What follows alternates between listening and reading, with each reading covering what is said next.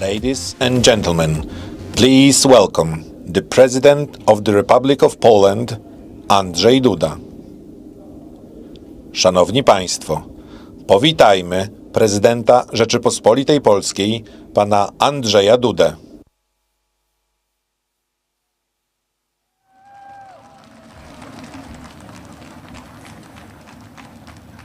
Szanowni Państwo, bardzo dziękuję za powitanie i również serdecznie Państwa witam i ogromnie się cieszę, że mogliśmy się spotkać w tych wyjątkowych okolicznościach, w tym wyjątkowym miejscu.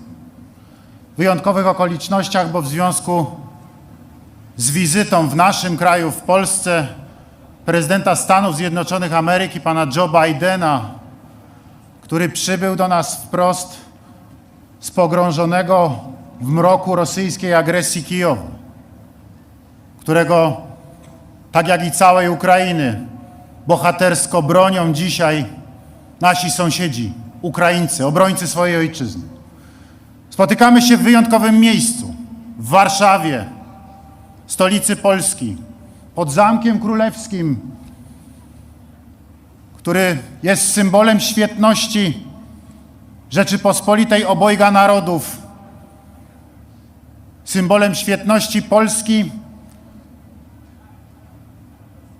w XVII i XVIII wieku.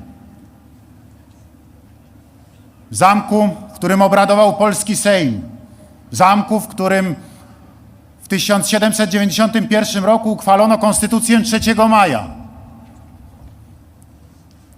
Pierwszą w Europie, a drugą na świecie po amerykańskiej konstytucję,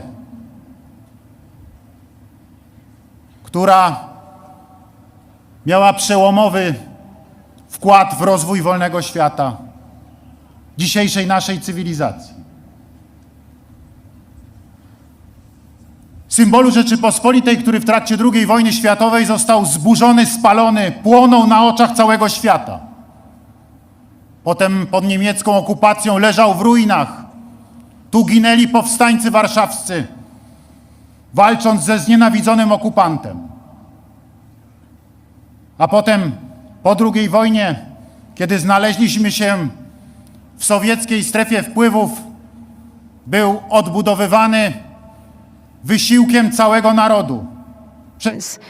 It was being rebuilt by the effort of the entire nation for tens of years, so that it could be reconstructed again and become a symbol of the rebirth of Poland. I'm mentioning this because today we are looking at the burning Ukraine. We are looking at burning cities. We are hearing horrible news about Russian terror. We are seeing killed people, people murdered. We can see demolished settlements, pictures like from the Second World War, something that was supposed not to be repeated in Europe once again. Today, it is a horrible reality of our neighbors, just because Russia, once again, wants to become an empire, to implement its ambitions of enslaving other nations. There is no our acceptance to that. We do not, the whole free world does not agree to that. The President of the United States, the leader of the free world, Joe Biden, has made a spectacular gesture. Yesterday in the morning, he stood in Kiev against all expectations. He put his foot on Ukrainian soil, where war is raging. He demonstrated that a free world and its leader is not afraid of anything. He showed that Ukraine is not alone, that it is supported by the most powerful state in the world and by the most powerful armed forces in the world, that it is supported by the North Atlantic Alliance, and that this is a serious support which will not fade away. That is a big sign. We are all together standing by the side of Ukraine right from the start. On the 23rd of February, one day before the Russian aggression against Ukraine, 1 year ago, I visited Kiev together with the president of our neighboring Lithuania, Gitanas Nausėda, we talked with President Volodymyr Zelensky. Volodymyr told us we will defend ourselves. Putin thinks that we would give up right away, that he would control Ukraine, that he would occupy our state, that he would grab our land. We will fight till the death, till the end. We are not going to surrender. And exactly in a few hours, Russian missiles fell in Ukraine. A full-scale Russian invasion started. Everybody thought that Ukraine would fall within 72 hours, within 3 days. Ukraine did not fall until today, thanks to the heroism of the defenders of Ukraine, thanks to the heroism of Ukrainian soldiers, but also thanks to the support given to Ukraine by the free world, to make sure that the imperial ambitions of enslaving other nations are punished and that they are never reborn again. And therefore, all of us are saying today, Ukraine has to win. That is why we are supporting Ukraine. And I thank the United States. I thank all the NATO states who are sending assistance to Ukraine, not only the humanitarian assistance, but also the military one. This is exceptionally important.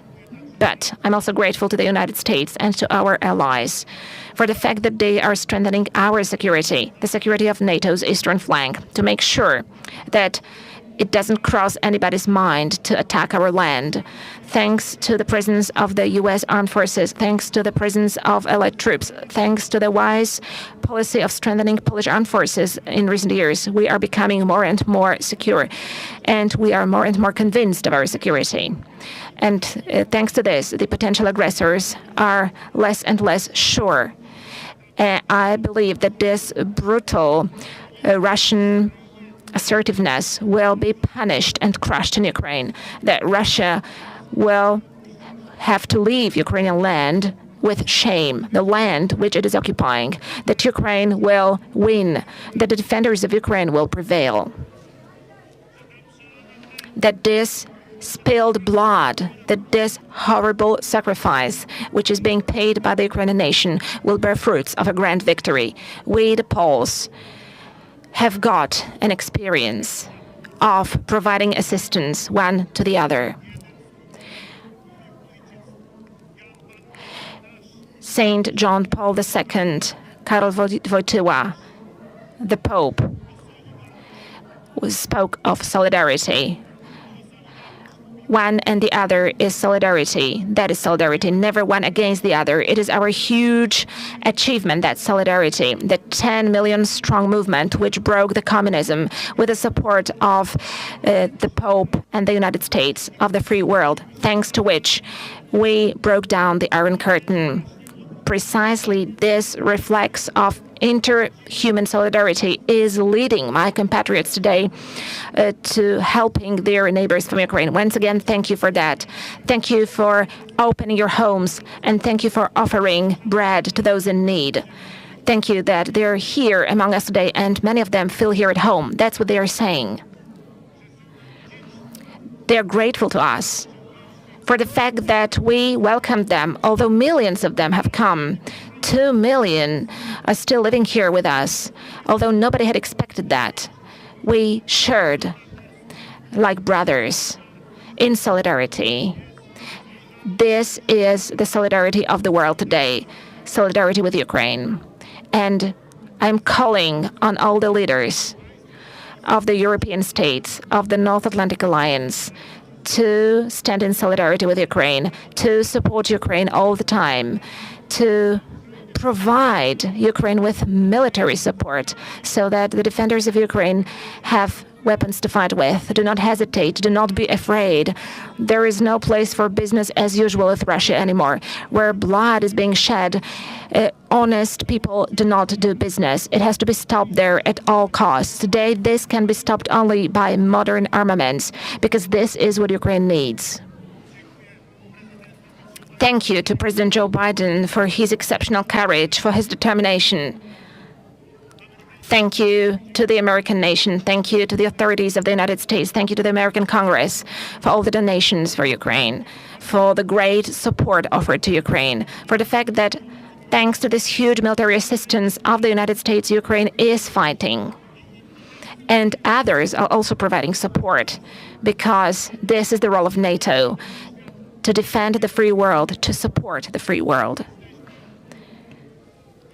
We stand in solidarity with Ukraine, and we will stand in solidarity with Ukraine. There is no freedom without solidarity. Long live free Ukraine.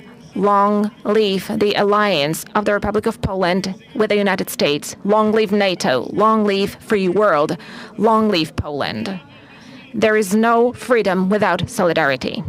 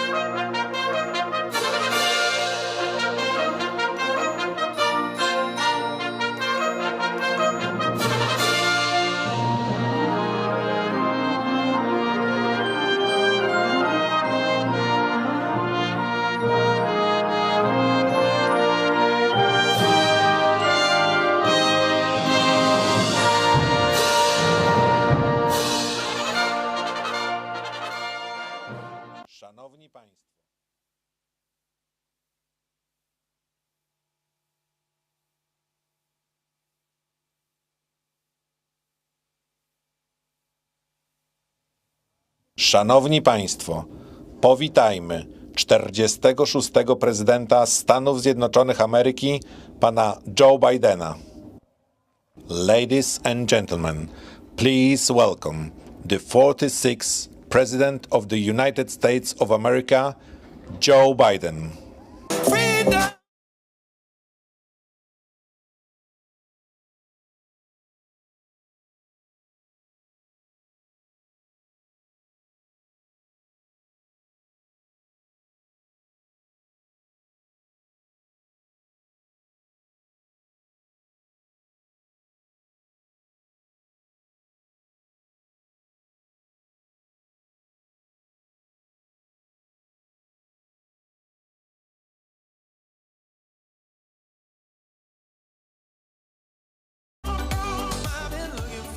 Hello, Poland.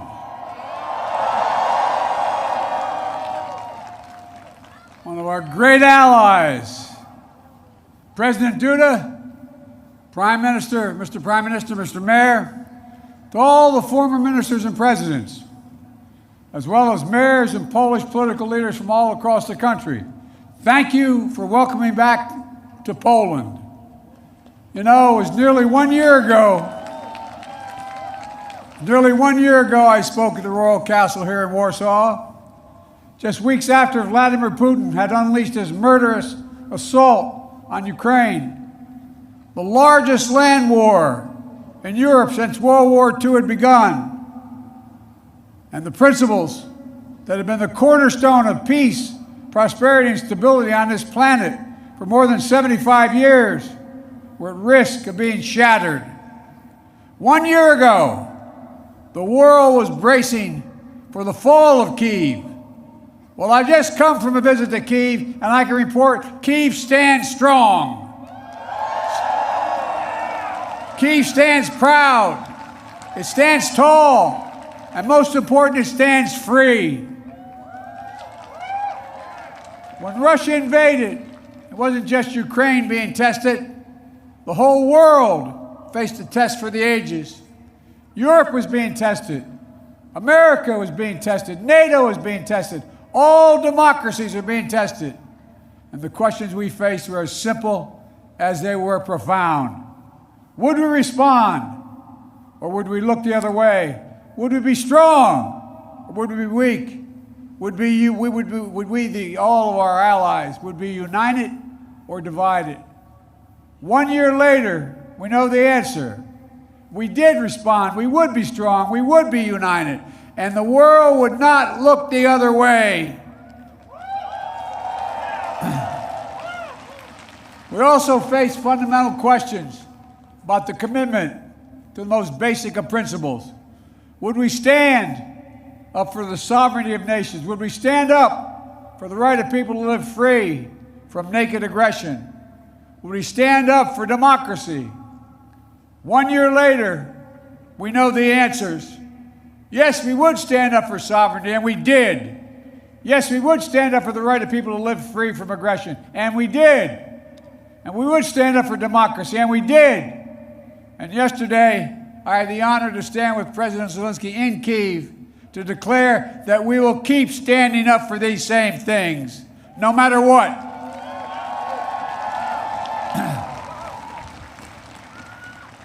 When President Putin ordered his tanks to roll into Ukraine, he thought we would roll over. He was wrong.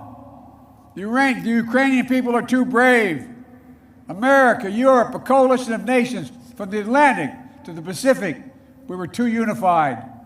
Democracy was too strong. Instead of an easy victory he perceived and predicted, Putin left with burnt-out tanks and Russia's forces in disarray.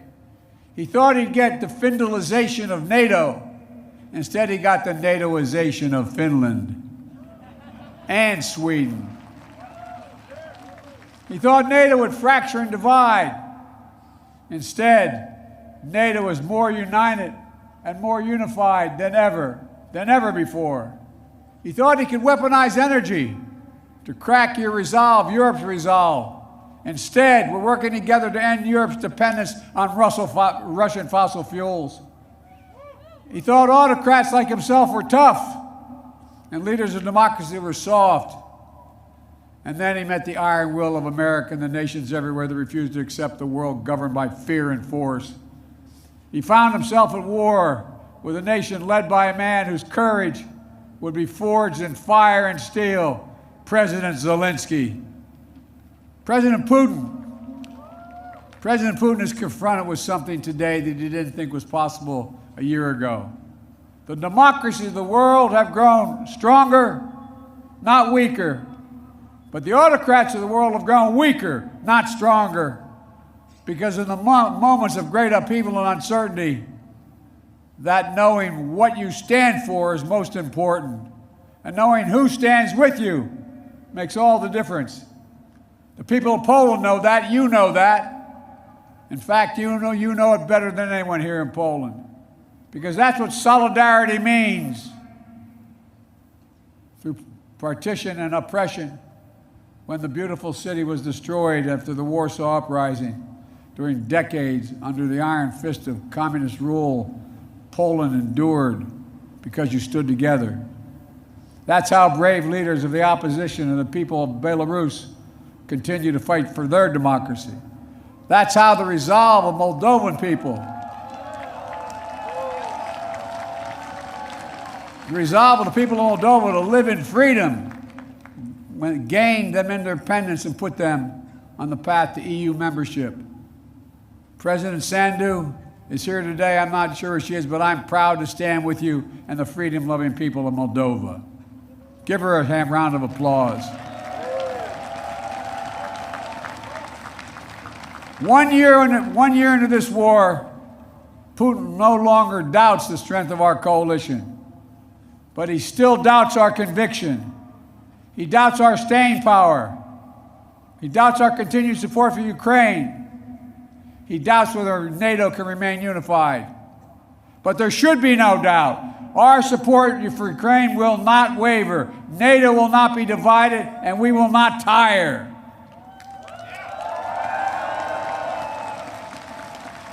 President Putin's craven lust for land and power will fail, and the Ukrainian people's love for their country will prevail. Democracies of the world will stand guard over freedom today, tomorrow, and forever.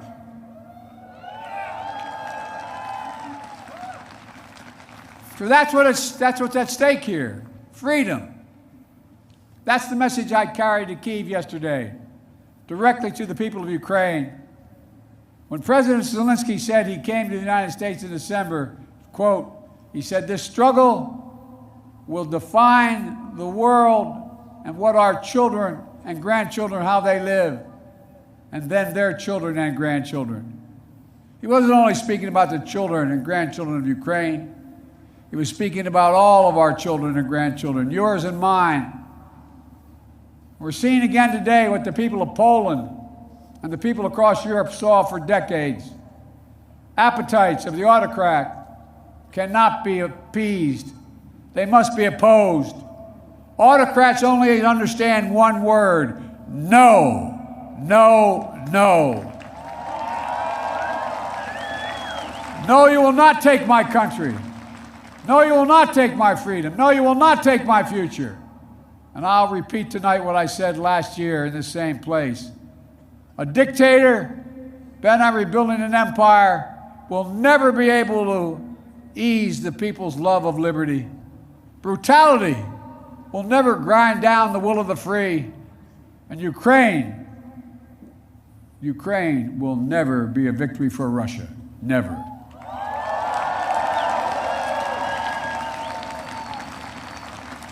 For free people refuse to live in a world of hopelessness and darkness. You know, this has been an extraordinary year in every sense. Extraordinary brutality from Russian forces and mercenaries. They've committed depravities, crimes against humanity, without shame or compunction. They've targeted civilians with death and destruction, used rape as a weapon of war, stolen Ukrainian children in an attempt to steal Ukraine's future, bombed train stations, maternity hospitals, schools, and orphanages, No one can turn away their eyes from the atrocities Russia is committing against the Ukrainian people. It's abhorrent. It's abhorrent. But extraordinarily, as well, has been the response of the Ukrainian people and the world. 1 year after the bombs began to fall, Russian tanks rolled into Ukraine. Ukraine is still independent and free.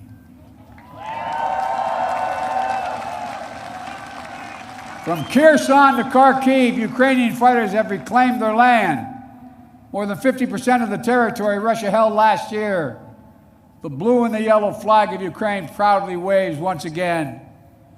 President Zelensky still leads a democratically elected government that represents the will of the Ukrainian people. And the world has already voted multiple times, including the United Nations General Assembly, to condemn Russia's aggression and support a just peace. Each time in the UN, that vote has been overwhelming. In October, 143 nations of the United Nations condemned Russia's illegal annexation. Only four in the entire UN voted with Russia. 4. So tonight, I speak once more to the people of Russia. The United States and the nations of Europe do not seek to control or destroy Russia. The West was not plotting to attack Russia, as Putin said today.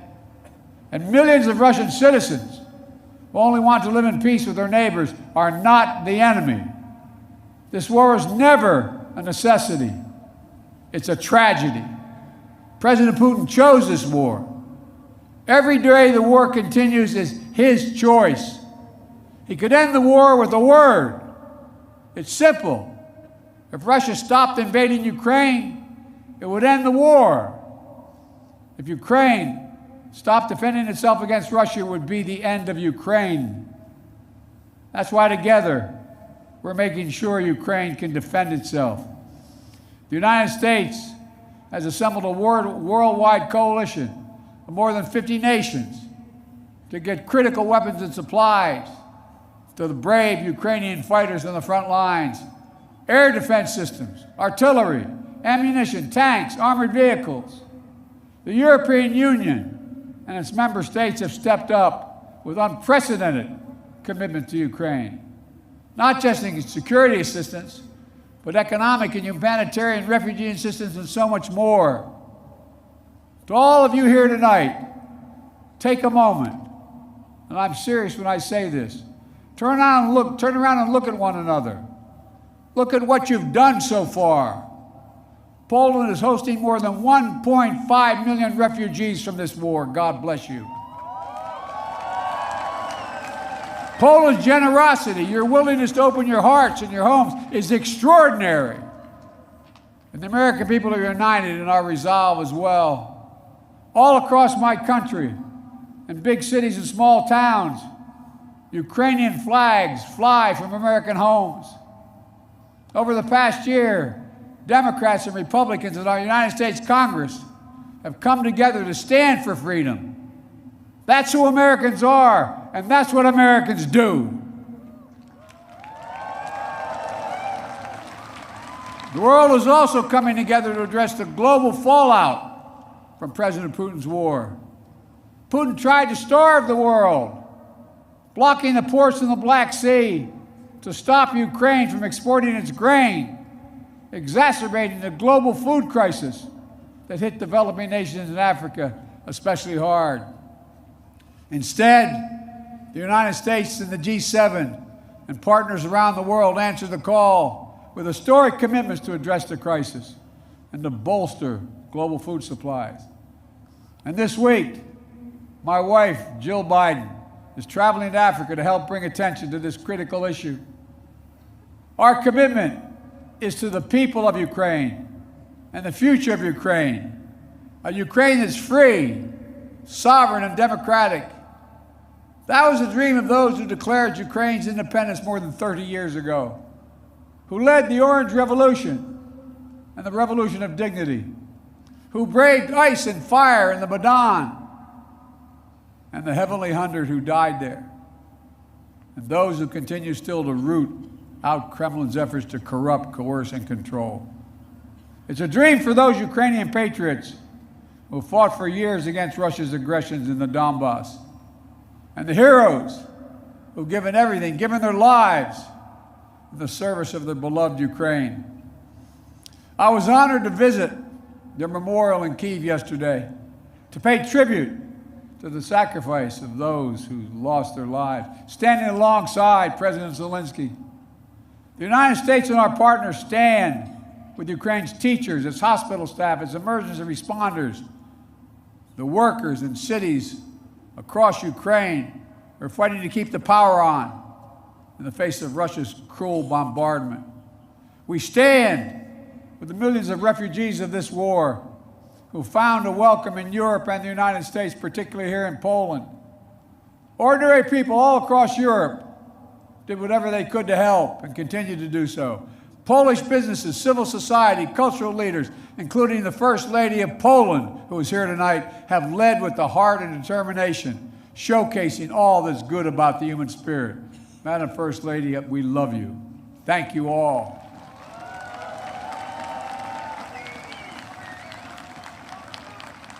I'll never forget last year visiting with refugees from Ukraine who had just arrived in Warsaw, seeing their faces, exhausted and afraid, holding their children so close, worrying they might never see their fathers, their husbands, their brothers, their sisters again. In that darkest moment of their lives, you, the people of Poland, offered them safety and light. You embraced them. You literally embraced them. I watched the looks on their faces. Meanwhile, together we made sure that Russia is paying the price for its abuses. We continue to maintain the largest sanction regime ever imposed in any country in history. And we're going to announce more sanctions this week together with our partners.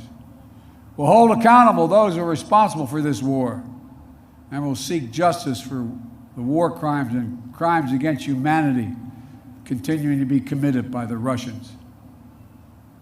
You know, there is much for us to be proud of over all that we have achieved together this past year.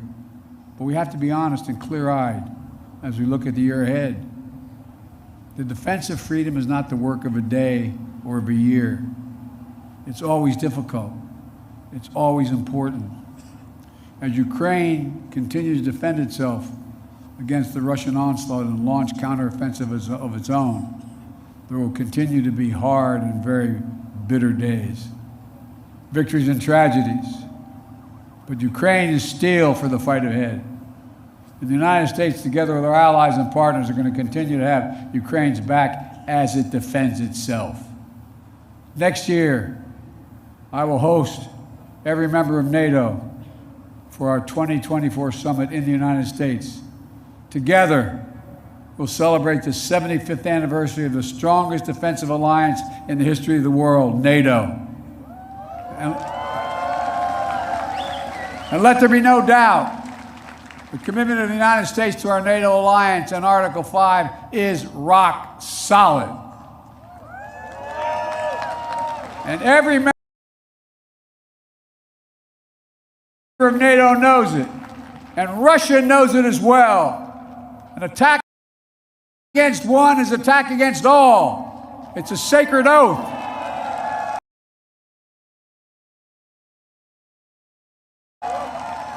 Sacred oath to defend every inch of NATO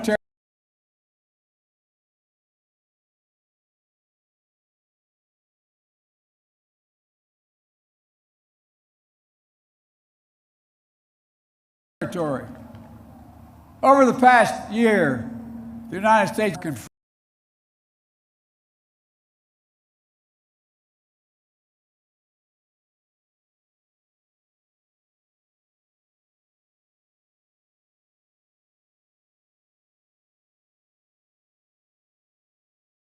of us is not just what we're against, it's about what we're and apply it to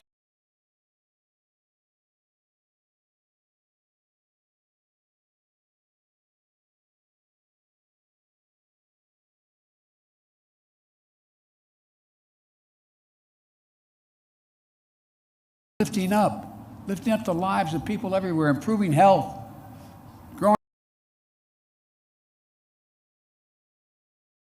prosperity, preserving the planet, building peace and security, treating everyone with dignity and respect. That's our responsibility. The democracy, the decisions we make over the next 5 years or so for Americans is true for are eternal. The democracy lifts up the human spirit and possibilities. Freedom. Freedom. There is no sweeter workers know that, and you know it. And all that we do now must be done so our children and grandchildren will know it as well. Freedom. The enemy of the tyrant and the hope of the brave and the truth of the ages. Freedom. Stand with us. We will stand with you. Let us move forward with faith and conviction and with an abiding commitment to be allies, yes, of freedom. May God bless you all. May God protect our troops.